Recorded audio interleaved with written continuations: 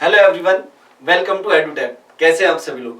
उम्मीद है आप सभी लोग बहुत अच्छे होंगे और तैयारी भी आपकी बहुत अच्छी चल रही होगी। Students, concept of the day का सेकंड लेक्चर है क्वांटिटेटिव एप्टीट्यूड का। लेक्चर 1 में हम लोगों ने बहुत प्यारा सा कॉन्सेप्ट सीखा था। लेक्चर 2 में भी हम लोग बहुत अच्छा कॉन्सेप्ट सीखने वाले हैं और बहुत टफ क्वेश्चन को बहुत इजीली सॉल्व करने वाले हैं। आप लोग देखना, इस कॉन्सेप्ट का नाम मैंने दिया है, आप लोगों ने स्टार्टिंग में ही देख लिया होगा, एंड सेम।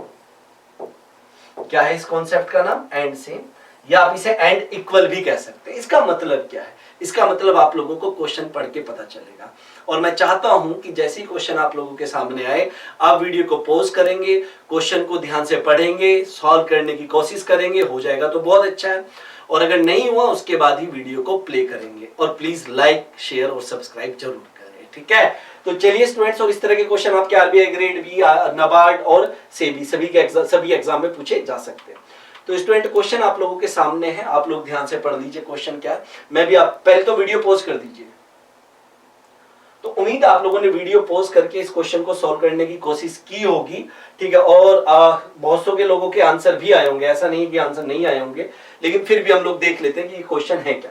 क्वेश्चन है, ध्यान से देखो, there are 3 containers A, B and C which contains alcohol in the volume, quantity में दिया गया है, ठीक है? Ratio A, ratio B, ratio C, ये स्मॉल है respectively. 20% of the alcohol of A, 20% किससे? अल्कोहल ए से, ठीक है, is taken out and poured into B. Then the same quantity from B is transferred to C, from which again the same amount is transferred to A. Now the volume of alcohol in all containers are the same.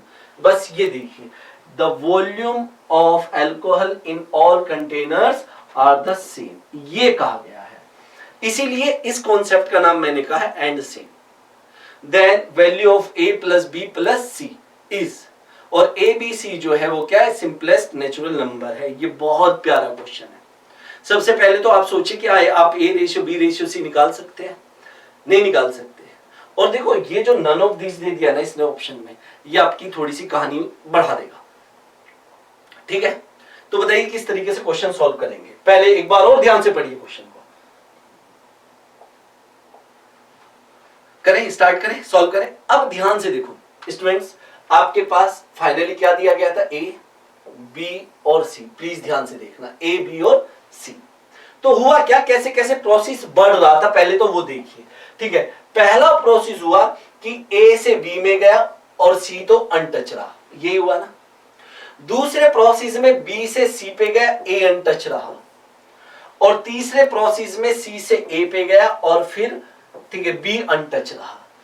और उसके बाद जो यहां पे quantity बची वो क्या बची है? सेम बची है। यहां पे जो क्वांटिटी बची वो क्या बची? सेम। तो एंड में सेम बची, इसीलिए एंड सेम कहा गया है। क्लियर है इस कॉन्सेप्ट का नाम? अब देखो कितना निकाला जा रहा है भैया, 20% निकाला जा रहा है, ध्यान से सुनो। और 20% का मतलब होता है 1/5। 5 से 1 निकाला जा रहा है, तो बच कितना रहा होगा? 4। जाहिर सी बात है, अगर आप अपना 20% किसी को दे देते हैं, कहने का मतलब अगर आपके पास 5 था तो आप उसमें से 1 दे देते हैं, आपके पास कितना बचेगा? 4 बचेगा। दूसरा, अगर आपके पास एंड सेम दिया गया है तो क्वेश्चन को हमेशा बॉटम से सॉल्व करेंगे, नीचे से ऊपर की तरफ जाएंगे। अगर आप ऊपर से नीचे की तरफ जाएंगे, कैलकुलेशन लेंथी हो जाएगी, फिर रेशियो मर्ज करना पड़ेगा, मतलब सॉल्व करना बहुत टफ हो जाएगा। क्लियर है? तो हम नीचे से ऊपर की तरफ जाएंगे, ध्यान से देखते हुए चलना और बहुत इजीली हमारा क्वेश्चन सॉल्व हो जाएगा। कंफ्यूज नहीं होना है भाई बिल्कुल भी। अब एक बात सुनो, ए ने बी को दिया 20%, मतलब 1/5। 5 से 1 दे दिया तो कितना बचा? 4 बचा। तो एंड में मैं मान के चलता हूं 4 बचा।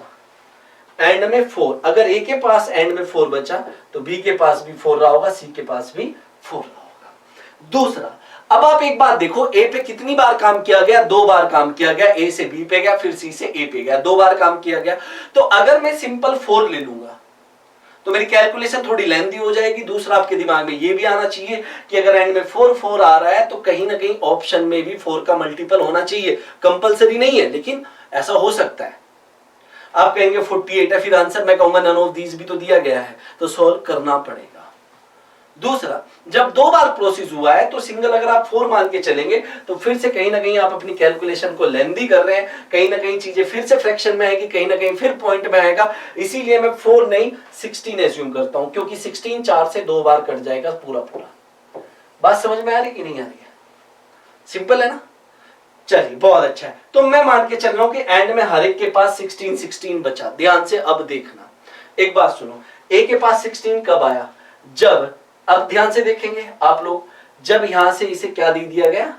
20% दे दिया गया। कितना दे दिया गया? 20%। ध्यान से समझना, 20% का मतलब 1/5 दे दिया गया, तो बचा कितना? 4।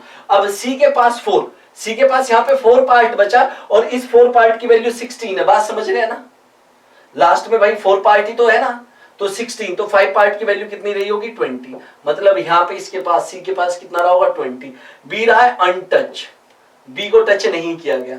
अब आप देखो 20 में से जब 4 यहाँ पे दिया गया, इस तरफ दे दिया गया 4, बात समझ लो, तभी तो इसके पास 16 यहाँ पे एंड में है।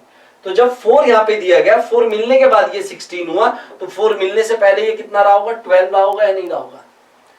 ये समझ में आ रहा है या नहीं आ रहा है? तो बहुत सिंपल सी कहानी है। अरे भैया, ये अगर 4 पार्ट या 80% या 4 पार्ट 16 के इक्वल है तो 5 पार्ट 20 के इक्वल होगा।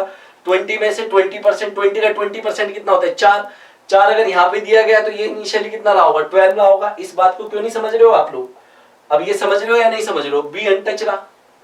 अब सेकंड यहाँ पे क्या हुआ है कि यहाँ से 20% यहाँ पे गया है, यहाँ से 20% यहाँ पे गया है, नहीं गया? बताओ। तो इसका मतलब आप बात सुनो, 20% यहां जाने के बाद ये कितना बचा? 16 बचा या नहीं बचा? मतलब 4 की वैल्यू अगर यहाँ पे 16 है तो 5 की वैल्यू कितनी रही होगी? 20 रही होगी। बात समझ में आती है या नहीं आती है? और अगर यहाँ पे 20 है, अब आप लोग ध्यान से देख लीजिए, अगर ये यहाँ पे 20 है तो 20 का 20% कितना होता है भाई? यहाँ पे 16 बचा, तो मतलब 4 यहाँ पे गया होगा, और 4 जाने के बाद ये 20 है तो इनिशियली कितना रहा होगा? यहाँ पे 16 रहा होगा। कितना सिंपल क्वेश्चन है भाई, जो प्रोसेस है मैं वही करता जा रहा हूं और तो कोई दिक्कत नहीं है यहाँ पे। और ए तो अनटच रहा है सेकंड प्रोसेस में, तो सेकंड प्रोसेस में ये रहा होगा। अब फर्स्ट में क्या रहा होगा? 20% यहां से यहां गया है। बात समझ में आ रही है? कितना परसेंट? 20%। अब फिर से वही बात है, ध्यान से देखना, 1/5 चला गया तो बचा कितना? 4। इस 4 की वैल्यू कितनी है? 12। तो 5 की वैल्यू कितनी रही होगी? 15। मतलब यहाँ पे रहा होगा 15। अब कितना बचा? 12। इसका मतलब 3 यहाँ पे गया होगा भैया। अगर ये यहाँ कितना था? 15 था, कितना बचा? 12 बचा, तो 3 से दे दिया होगा या नहीं दिया होगा? अगर 20 होता है ये कब? 3 मिलने के बाद, तो 3 मिलने से पहले ये कितना रहा होगा? 17, और सी तो अनटच रहा है, कितना? 16। तो भैया ये तो रहा होगा रेशियो, ये तो क्या रहा होगा? Ratio 15:17:16 initially. और अगर हम लोग सम की बात करते हैं a + b + c की, तो आंसर कितना आ जाएगा? 48। ये रहा आंसर। बहुत प्यारा क्वेश्चन था और बहुत ही अच्छा कॉन्सेप्ट भी था। चाहे आप इसे एक बार देख लीजिए, लास्ट में मैंने एज्यूम कर लिया 16 16 क्योंकि 2 बार ये प्रोसेस हुआ, ठीक है। उसके बाद क्या होता है भाई? 16 16, यहाँ पे 16 कब है? जब 20% यहां से आ गया है, तो 20% देने के बाद सी के पास कितना बचा? 16। मतलब पहले रहा होगा 20 का 20% मतलब 4 यहाँ पे दिया गया होगा, तो ये रहा होगा 12, और बी अनटच है, तो भैया ये रहा होगा प्रोसेस थर्ड। सेकंड प्रोसेस क्या रहा होगा? 20% यहाँ पे दिया, 20% यहाँ देने के बाद ये 16 बचा। अरे देने के बाद जो रिमेनिंग वैल्यू है वो दी गई है, तो इनिशियल वैल्यू निकाल सकते हैं या नहीं निकाल सकते हैं? अब आपने पता क्या है, पूरे क्वेश्चन को सॉल्व करना है, सिर्फ इस 20% की जगह आप अपनी तरफ से 10% लिख लो। इस 20% की जगह आप अपनी तरफ से क्या लिख लो? 10%। 10% मतलब 1/10, 10 में से 1 चला गया है तो कितना बचेगा? 9 बचेगा। 9 बचेगा तो आप फाइनली वैल्यू क्या मान के चलेंगे अपनी तरफ से? 81, क्योंकि 9 से 2 बार कट होना चाहिए। बात समझ में आ रही है ना? तो ये था आज का हमारा कॉन्सेप्ट। उम्मीद है आप लोगों को मजा आया होगा। और अगर यहाँ पे 10% होता है तो मुझे कमेंट में आंसर बताइए कि क्या रहा होगा। कमेंट में जरूर, अगर आप लोग करेंगे तभी मजा आएगा, नहीं तो नहीं आएगा। मैं कमेंट में हर किसी का रिप्लाई करूंगा कि सही है या गलत है। बात समझ रहे हो ना? जब यहाँ पे 81 81 81 रह जाएगा तो 9 पार्ट की वैल्यू 81 है तो 10 पार्ट की वैल्यू यहाँ पे 90 आ जाएगी। आप समझ रहे हो, तो मुझे उम्मीद है आप लोग कर लेंगे। ठीक है, करेंगे कि नहीं करेंगे? बिल्कुल करेंगे। तो स्टूडेंट्स, एक और मैं बहुत काम की बात आप लोगों को बता देता हूं कि भैया 2021 का कोर्स लॉन्च हो चुका है, क्यूआरई का master course, quantitative aptitude, reasoning ability and English. ये आप कोई भी एग्जाम देने जाइए, चाहे वो बैंक का हो, एसबीआई का हो, आईबीपीएस का हो, क्वांट रीजनिंग इंग्लिश आएगी। तो आप यहाँ पे क्या है कि भैया फुल क्यूआरई पे आपको quantitative aptitude, reasoning ability, English, इसका हमने प्राइस इनिशियली 9000 रखा था, वो भी काट के हमने 7000 कर दिया, और इस 7000 पे भी आपको 30% ऑफ मिलेगा। 30% ऑफ मिलने का मतलब है कि कितना 2100 का ऑफ मिल जाएगा, तो 4900 का आपको ये मिल जाएगा। ठीक है, अगर यहाँ पे मैं बात करूं, अगर आप सिर्फ क्वांटिटेटिव एप्टीट्यूड का कोर्स लेना चाहते हैं, आपको लगता है कि मैथ आपका थोड़ा वीक है, तो आप क्वांटिटेटिव एप्टीट्यूड का मास्टर कोर्स ले सकते हैं, जिसके लिए आप लोग कूपन कोड यूज कर सकते हैं अंकुर 30। प्राइस 3000 है, 30% आपको ऑफ मिल जाएगा, मतलब 900 का ऑफ मिल जाएगा। तो इसका फाइनली प्राइस आपको कितना पे करना पड़ेगा? 2100। इसमें आपको सेक्शन वाइज क्विज भी मिलेगा, हर एक में प्रीवियस ईयर क्वेश्चंस है, पहले आरबीआई नाबार्ड सेबी के अलग है, फिर बैंकिंग के अलग है, एसबीआई आईबीपीएस के कॉन्सेप्ट वीडियोस हैं, ठीक है, प्रैक्टिस क्वेश्चन है, उसके बाद क्विजेस हैं, लेवल 1 और लेवल 2 के हिसाब से बांटा गया, मतलब बहुत प्यारा सा कोर्स है, आप लोग देख सकते हैं।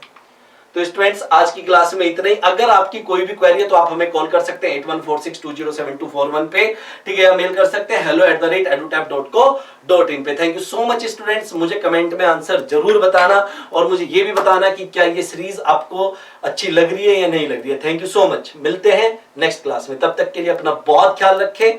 ठीक है, नमस्कार।